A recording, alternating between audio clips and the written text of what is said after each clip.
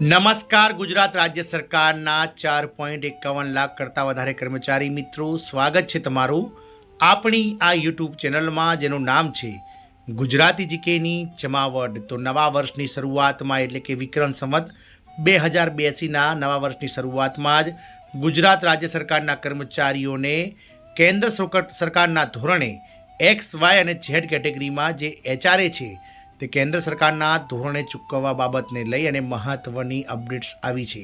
તો આજના વિડીયોમાં આપણે વિગતવાર ચર્ચા કરીશું કે રાજ્ય સરકારી કર્મચારી યુનિયનો અને વિવિધ સરકારી કર્મચારી મંડળો દ્વારા સત્વરે એચઆરએ વધારી આપી જે રાજ્ય સરકારના કર્મચારીઓને નુકસાન થઈ રહ્યું છે તે અટકાવવા શું માંગણી કરવામાં આવી છે અને કેટલું એચઆરએ જે છે તે કર્મચારીઓ દ્વારા અને કર્મચારી યુનિયનો દ્વારા માંગ કરવામાં આવી રહ્યું છે તેને લઈ અને આજના વિડીયોમાં આપણે વિગતવાર ચર્ચા કરીશું. તો વિડીયોના અંત સુધી આ બન્યા રહો. જો આપ અમારી ચેનલમાં નવા સબસ્ક્રાઈબર હોય મિત્રો, તો કર્મચારી મિત્રો ચેનલને સબસ્ક્રાઈબ કરી લો, જેથી કરીને અમારી ચેનલ પર મૂકવામાં આવતા આવા સરકારી કર્મચારીઓના જે પરિપત્રો હોય, સરકારી કર્મચારીના પગાર વધારાના સમાચાર તમને સરળતાથી ચેનલના માધ્યમથી ઉપલબ્ધ થઈ જાય. તો રાજ્ય સરકારના કર્મચારીઓ માટે સત્વરે એચઆરએ વધારી આપી નુકસાન અટકાવવાની માંગણી સાથે હવે કર્મચારીઓ જે છે તે લડતના મૂળમાં આવી ગયા છે. ગુજરાત સરકારના સરકારી કર્મચારીઓએ મોંઘવારી વધવાથી થતા નાણાકીય નુકસાનને અટકાવવા માટે ઘર ભાડા ભથ્થું એટલે કે હાઉસ રેન્ટ એલાઉન્સ એચઆરએ સત્વરે વધારવાની માંગ કરી છે. કર્મચારીઓ મુજબ કેન્દ્ર સરકારના ધોરણે એક્સ વાય અને ઝેડ કેટેગરીના શહેરોમાં ઘર ભાડામાં વધારો થવો જોઈએ, જેમાં અનુક્રમે 30%, 20% અને 10% ઘર ભાડું જે છે તે હાલમાં કેન્દ્ર સરકારના કર્મચારીઓને મળી રહ્યું છે.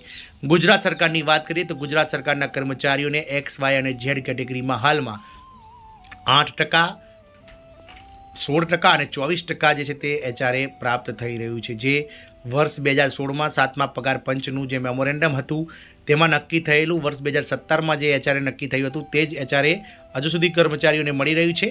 અને 7મા પગાર પંચ અંતર્ગત જે મેમોરેન્ડમ હતું તેમાં 25% મોંઘવારી ભથ્થું પહોંચતા જે એચઆરએ છે તેમાં 1% વધારો કરવો, એટલે કે એક્સ વાય અને ઝેડ કેટેગરીનું જે મોંઘવારી ભથ્થું છે તે કેન્દ્ર સરકારના કર્મચારીઓને 25% મોંઘવારી થતાં એચઆરએ 9%, 18% અને 27% મળતું થયું હતું.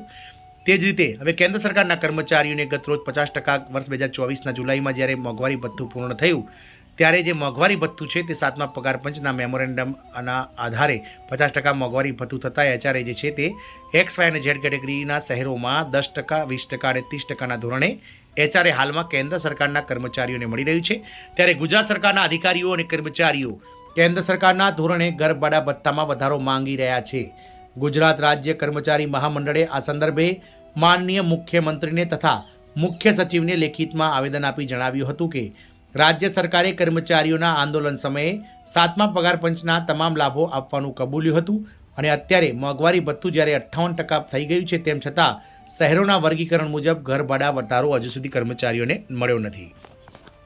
રાજ્ય સરકારના કર્મચારીઓ અને અધિકારીઓને એક્સ વાય ઝેડ કેટેગરીના શહેરોમાં અત્યારે હાલ અનુક્રમે 24%, 16% અને 8% ઘરભાડા ભથ્થું મળે છે, જે કેન્દ્ર સરકારે 7/7/2017ના ઓફિસ મેમોરેન્ડમથી નિયત કરેલું છે.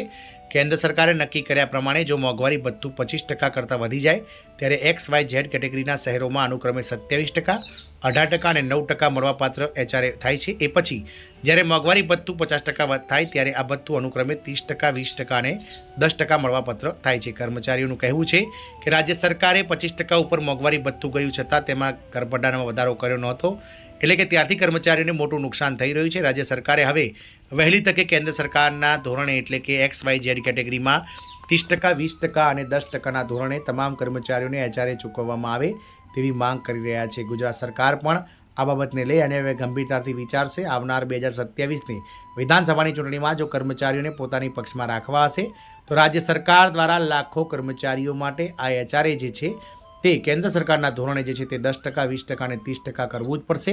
હાલમાં કર્મચારીઓએ આ બાબતે મુખ્યમંત્રીશ્રી તથા રાજ્યના મુખ્ય સચિવશ્રીને લેખિતમાં આવેદન આપી અને જણાવ્યું છે કે એચઆરએમાં કેન્દ્ર સરકારના ધોરણે સત્વરે વધારો કરી અને હાલમાં જે ગુજરાત સરકારના કર્મચારીઓને નુકસાન થઈ રહ્યું છે તે અટકાવવા માટે સરકાર જે છે તે તાત્કાલિક એચઆરએમાં વધારો જાહેર કરે. આમ કર્મચારીઓ હવે નવા વર્ષની શરૂઆતમાં જ આ એચઆરએને લઈ અને છેલ્લા જે 9 વર્ષથી જે એચઆરએમાં વધારો કરવા સરકારે કર્યો નથી તેને લઈ અને વધારો કરવાને લઈ અને સરકાર સામે લડતના મૂળમાં આવી ગયા હોય તેવું લાગે છે. જોવાનું એ રહેશે કે રાજ્યની સંવેદનશીલ સરકાર એટલે કે માનનીય મુખ્યમંત્રી શ્રી ભૂપેન્દ્રભાઈ પટેલ સરકાર દ્વારા કર્મચારીઓના હિતમાં ક્યારે જે છે તે આચાર્ય વધારવામાં આવે છે, એ સમય જ બતાવશે, પરંતુ ક્યાંક ને ક્યાંક 2027ની આવનારી ચૂંટણી અને 8મું પગાર પંચ જે કેન્દ્ર સરકાર આપવાની છે તે પહેલાં વધારો મળી શકે છે. જય હિન્દ, અસ્તુ.